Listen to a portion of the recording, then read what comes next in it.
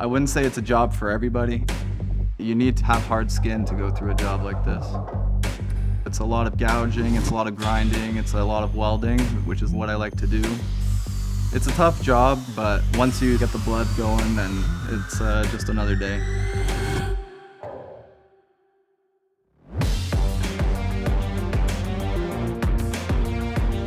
Hi, I'm Shayne.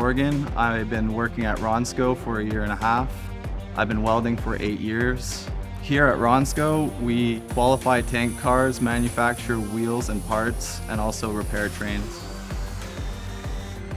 So I punch in, put on my boots, I put my one piece on, I'll get everything ready and just go. It's very gratifying finishing stuff, building stuff. Definitely the most rewarding part is finishing a big job and getting to watch it roll out the door brand new, looking good. My dad was always fixing everything. We never brought our cars to get fixed. Ever since I was a little kid, I always wanted to do the same thing, fix all my own stuff. I was always a hands-on learner. I'd rather be outside getting dirty than sit inside and play video games.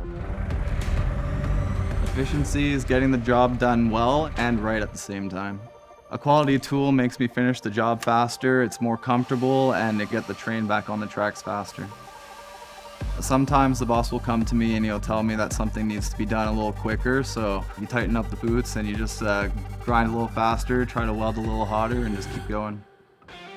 Our bosses are always really nice, probably one of the best bosses I've had. No one's breathing down your neck. They know you're gonna do your work, then they'll leave you alone to do your work, which is nice.